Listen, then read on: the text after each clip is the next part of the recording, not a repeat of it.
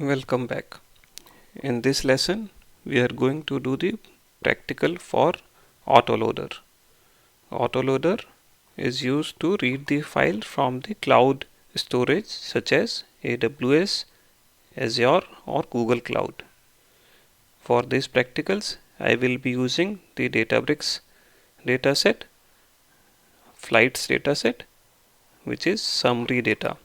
So this directory has 6 JSON files, and each of the JSON file is for a particular year, which is 2020, 2010, 2011 up till 2015. Next, I will be creating the checkpoint location for autoloader plus the schema location, the source location, and will copy the dataset into my source location. So I am creating the checkpoint location within the Hive directory. This checkpoint location will be used by autoloader in case of the fault tolerance. Checkpoint location will be used to store the checkpoints by autoloader. Then the schema location. The autoloader will infer the schema from our JSON files, the input data, and will store the schema in this directory. Next is the source location of the table. I will be using this location within Hive directory, Hive flight summary source.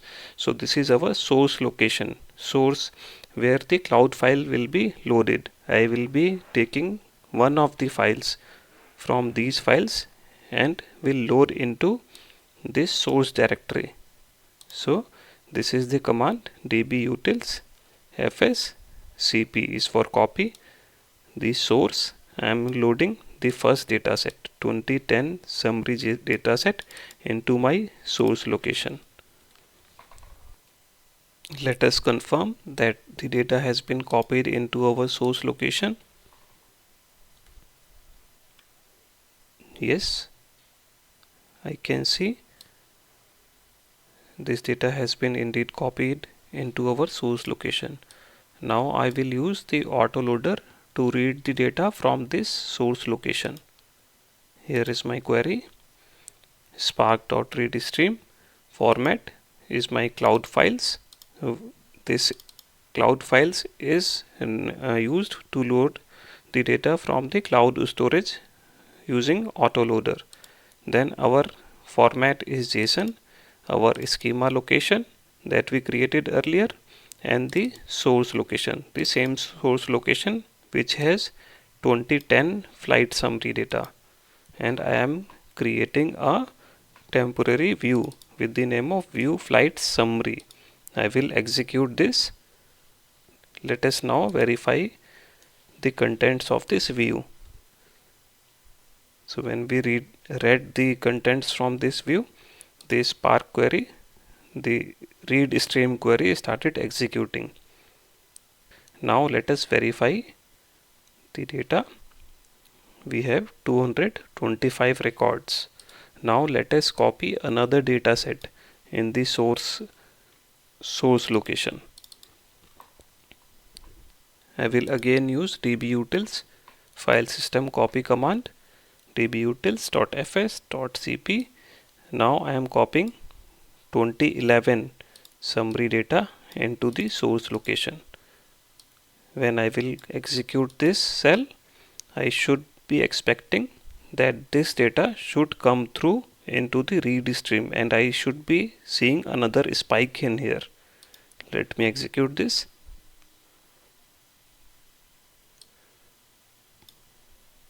And yes, we have got another spike and the record counts have now increased. I can even ingest one more dataset,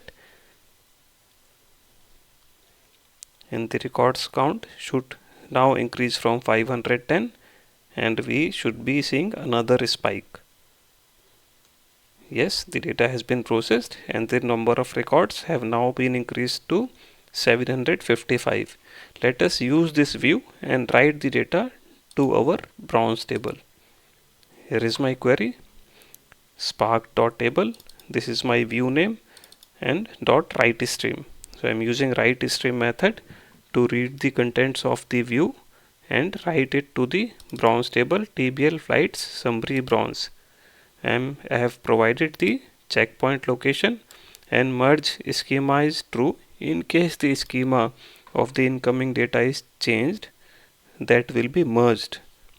I will execute this and the table should get created. These 755 records should get inserted into this table.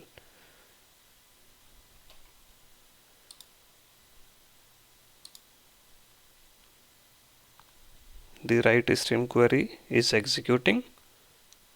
Yep, it has now executed. Let us view the content in the table. I can see the contents in the table. The data has been inserted successfully.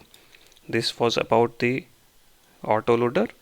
Next, I will stop the streams that are executing.